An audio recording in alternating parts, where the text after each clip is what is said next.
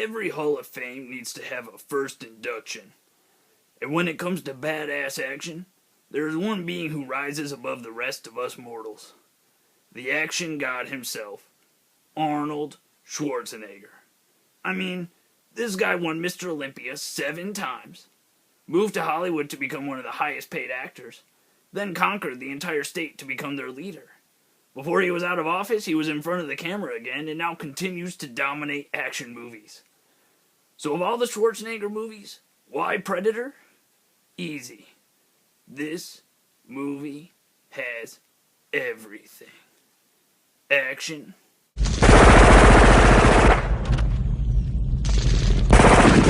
Explosions.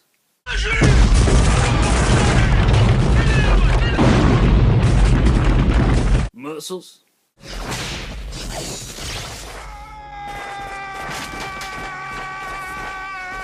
Guns.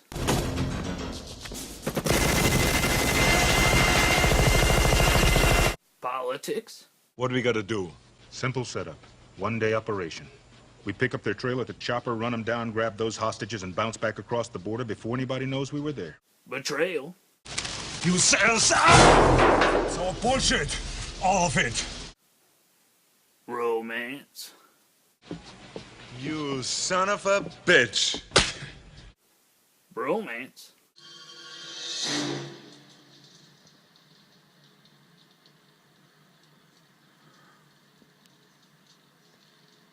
Thanks.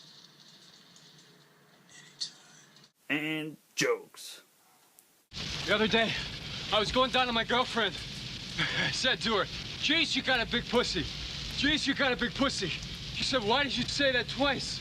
And I said I didn't. Most movies featuring a team of people on a mission try to diversify for maximum efficiency. Typically, you've got the good-looking one, the tech guy, the acrobatic one, the free-spirited one, the professional one, the French guy who looms ominously and will obviously betray everyone, the other good-looking one, the wild card, and the sexy girl used for distracting guards.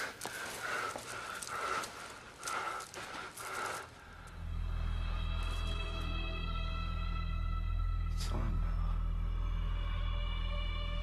now. It's on now. But the gang of Predator diversify in a slightly different way. Their team consists of the main character, Arnold Schwarzenegger. Non-alien antagonist, Carl Weathers. This guy, Richard Chaves. Non-alien antagonizer of the non-alien antagonist, Bill Duke. Intimidating tracker, Sonny Landham. Sexual tyrannosaur, Jesse the Body Ventura. And the comedic relief, Shane Black. Hey! The other day I went up to my girlfriend. I said, "You know, I'd like a little pussy." She said, "Me too. Mine's as big as a house." Their idea of a covert rescue mission is to knock on the door and spend their time shooting, making explosions, and not bleeding. You're hit. You're bleeding, man. I ain't got time to bleed. When Arnold finds out that his team was used as a macho militia, he acts more surprised than a guy who gets his arm bitten off after sticking it in an alligator's mouth. My orders were to get somebody and who could crack these bastards. So he cooked up a story and dropped the 6 of us in a meat grinder. But then things are turned upside down as an alien shows up to hunt them and fashion their skulls into his own personal collector's cup set.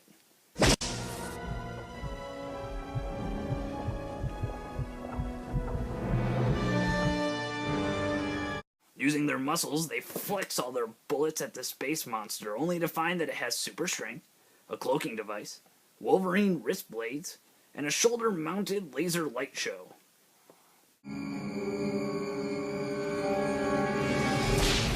After taking nearly all of them out one by one, Arnold Schwarzenegger decides the only logical thing to do is to hunker down into the jungle, rated R Home Alone style, and bashed the alien's head in using his fists and a giant log he presumably uppercutted into the trees before lassoing it with a vine rope and tying it to a twig.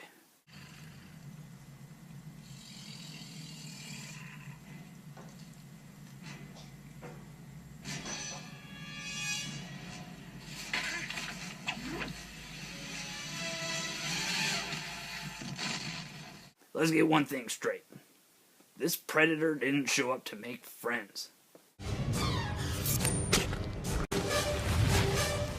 And these guys aren't concerned with the science, politics, or ethics of their situation.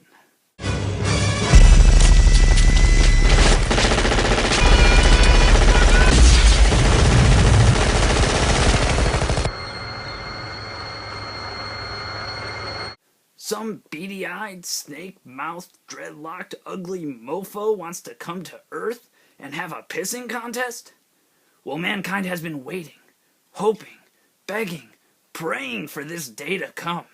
And as our worldwide diplomatic representative, we elected the guy who once gave birth through his Johnson. So yeah, we got this.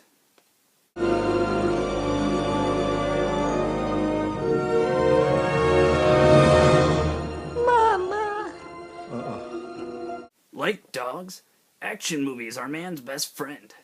Before Predator, action directors were breeding golden retrievers and cocker spaniels. Beautiful show dogs, for sure. Every once in a while you get a bigger, heavyweight dog like a Saint Bernard or Great Dane. Powerful, but also a bit slow. When Predator came along, it was like a SWAT-trained German Shepherd was unleashed and going right for the takedown. After this movie, you started seeing a lot more Dobermans and Rottweilers in Hollywood.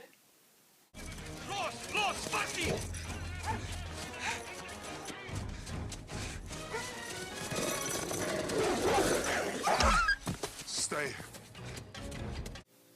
And it's not like Predator did anything to advance the genre. It didn't do anything different. It just did everything better. If action movies were an evolutionary chart, I'd say they were a fully grown human by the time they got to Predator. The difference being, Predator bulked up on concentrated steroids and testosterone by choosing the action god himself as its lead badass.